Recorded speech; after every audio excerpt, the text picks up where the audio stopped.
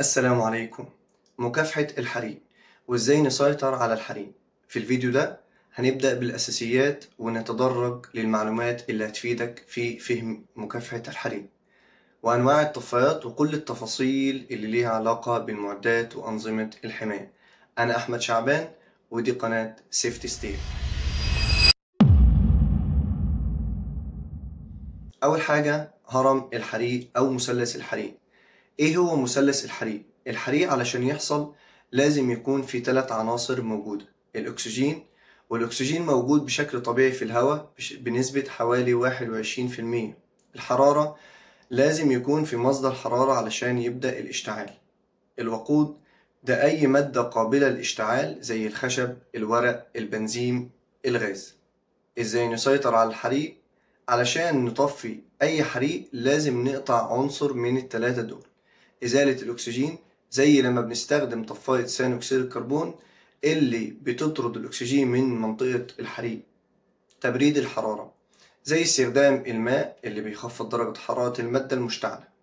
إزالة الوقود، منع انتشار الحريق عن طريق إبعاد المواد القابلة للاشتعال من المنطقة. أنواع طفايات الحريق وتصنيفاتها حسب A B C D K. تصنيفات الطفايات حسب نوع الحريق: طفايات الفئة A، الحرايق الصلبة، بتستخدم لإطفاء حرايق المواد الصلبة زي الخشب، الورق، القماش. المادة المستخدمة هي ماء أو رغوة. طفايات الفئة B، السوائل القابلة للاشتعال، بتستخدم لإطفاء حرايق السوائل القابلة للاشتعال زي البنزين والدهان والزيوت. المادة المستخدمة رغوة أو بودرة جافة. طفايات الفئة C، الغازات القابلة للاشتعال، بتستخدم لإطفاء حرائق الغاز الطبيعي والغازات القابلة للاشتعال. المادة المستخدمة فيه بودرة جافة أو ثاني أكسيد الكربون. الفئة D، المعادن القابلة للاشتعال، بتستخدم لإطفاء حرائق المعادن زي المغنيسيوم، زي الألمنيوم. المادة المستخدمة فيه هي مواد كيميائية خاصة للمعادن. الفئة K، الزيوت والدهون الطهي، بتستخدم لإطفاء حرائق الزيوت والدهون اللي بتشتعل في المطبخ. المادة المستخدمة فيه مواد كيميائية بتعمل على تكوين طبقة على الزيت أو الدهون علشان تمنع وصول الأكسجين ليه. طفايات متعددة الأغراض A B C، الاستخدام بتغطي أنواع مختلفة من الحرائق زي المواد الصلبة، السوائل، الغازات. المادة المستخدمة فيه هي بودرة جافة متعددة. 3. أماكن تركيب الطفايات والارتفاع المناسب. لازم الطفاية تكون على ارتفاع من 90 ل 120 سنتي عن الأرض علشان تكون على مستوى الإيد وسهلة الوصول. المسافة بين الطفايات في المباني الكبيرة لازم تكون الطفايات على مسافة تتراوح من 15 ل 30 متر. الحماية من العوامل البيئية، لو الطفاية في مكان معرض للشمس أو المطر لازم تتحط في صندوق حماية مقاوم للحرارة والعوامل الجوية. كيفية التأكد من صلاحية الطفاية: أول حاجة بنفحص حداد الضغط إنه لازم يكون في المنطقة الخضراء اللي بتبين إن الطفاية جاهزة للاستخدام. التاريخ والصيانة، لازم نشوف تاريخ آخر صيانة للطفاية ونتأكد إنها مش منتهية الصلاحية.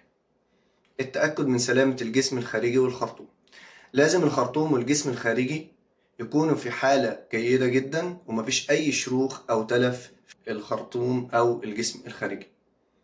4. خراطيم المياه، طول الخرطوم في العادة 30 متر عشان يغطي مساحة كبيرة. المسافة بين الخراطيم لازم يكون في خرطوم كل 30 متر أو 50 متر في المباني الكبيرة علشان يقدر يغطي مساحات واسعة. ضغط المياه لازم يكون عالي علشان يقدر يطفي النار بشكل فعال، وفي العادة بيكون بيوفر تدفق مائي لمدة 12 دقيقة. صندوق الخرطوم، الصندوق ده بيكون مصنوع من معدن مقاوم للحريق، مقاوم للصدأ، بيكون له باب زجاجي قابل للكسر في حالة الطوارئ علشان يسهل الوصول للخرطوم. 5. بطاطين الحريق، بتستخدم في إطفاء الحريق الصغير اللي ممكن يحصل في المطبخ أو في حالات لو شخص اشتعل لا قدر الله.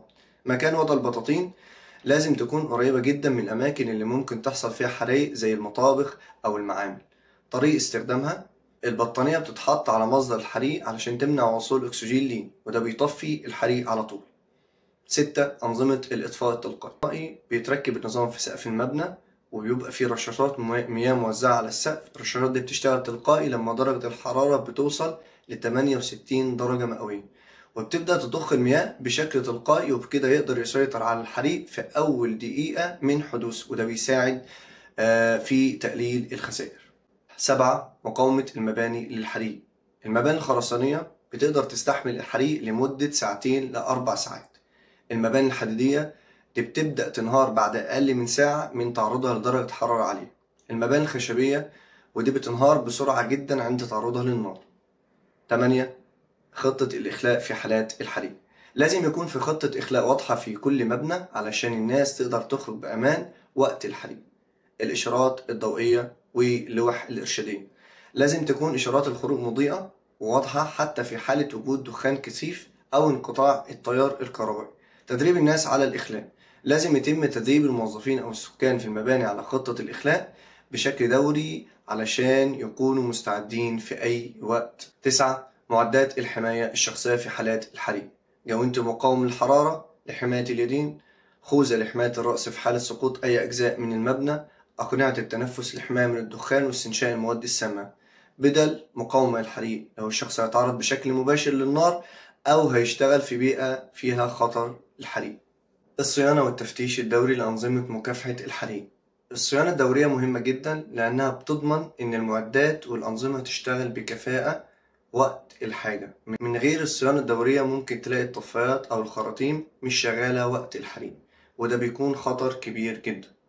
العناصر اللي لازم يتم تفتيشها وصيانتها بانتظام زي طفايات الحريق. التفتيش الشهري، لازم يتم فحص الطفايات مرة كل شهر على الأقل للتأكد من إنها في حالة جيدة، وبيشمل الفحص عداد الضغط، التأكد من إن مؤشر العداد في المنطقة الخضراء، الخرطوم، التأكد من سلامة الخرطوم وعدم وجود أي تلف فيه، الملصق، التحقق من تاريخ الصيانة الأخير والاطمئنان إن الصيانة لم تنتهي صلاحيتها. الصيانة السنوية، كل طفاية لازم بيتعمل لها صيانة شاملة مرة واحدة في السنة من جهة معتمدة. خراطيم المياه، التفتيش البصري الشهري، التأكد من إن سلامة الصندوق اللي بيحوي الخرطوم والتأكد من عدم وجود أي تلف في الخرطوم نفسه. التجربة السنوية، لازم يتم اختبار ضغط المياه في الخراطيم مرة واحدة على الأقل في السنة للتأكد من إن المياه تتدفق بشكل مناسب وكافي. نظام الرش التلقائي. التفتيش نصف السنوي، التأكد من سلامة الرشاشات ومن عدم وجود أي انسداد فيه. الاختبار السنوي لازم بيتم تجربة النظام كامل مرة كل سنة للتأكد من إنه بيشتغل بشكل تلقائي عند ارتفاع درجة الحرارة. بطاطين الحريق، التفتيش نصف السنوي، فحص البطاطين للتأكد من إنها نظيفة ومفيهاش أي تلف وإنها جاهزة للاستخدام في أي وقت عند الحاجة. أجهزة الإنذار وكاشفات الدخان. الفحص الشهري، لازم يتم اختبار أجهزة الإنذار وكاشفات الدخان كل شهر للتأكد من إنها بتشتغل كويس جدا. البطاريات بتتغير مرة في السنة على الأقل أو بمجرد ظهور تنبيه من الجهاز بإن البطارية ضعيفة. صناديق الحريق، التفتيش الشهري، فحص حالة الصندوق والتأكد من إن المعدات اللي فيه موجودة وسليمة.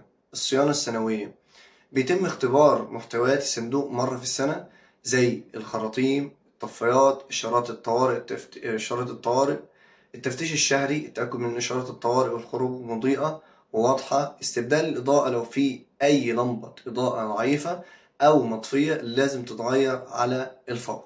مين اللي بيقوم بالصيانة والتفتيش؟ الصيانة لازم تتعامل عن طريق فرق متخصصة ومعتمدة في أنظمة الحماية من الحريق، مش أي حد وخلاص.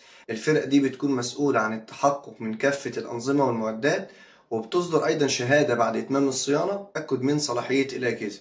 السجلات والتوثيق، كل عملية صيانة أو تفتيش لازم تتسجل في سجل خاص بالموقع أو المبنى. السجل ده بيشمل تاريخ الصيانة، التفتيش، وحالة المعدات وأي ملاحظات أو إصلاحات اتعملت. نصيحة أخيرة، أهم حاجة تفتكروها دايما إن الوقاية خير من العلاج. كلنا مسؤولين عن سلامتنا وسلامة اللي حوالينا. الحريق ممكن يحصل في أي لحظة، لكن التجهيز الجيد والمعرفة الصح هما اللي بينقذوا الأرواح. خلوا بالكم من الصيانة الدورية، اتأكدوا من إن جاهزية معدات الإطفاء دايما، ابقوا هاديين وقت الطوارئ. بالأخير، السلامة مش اختيار، السلامة أسلوب حياة. السلام عليكم.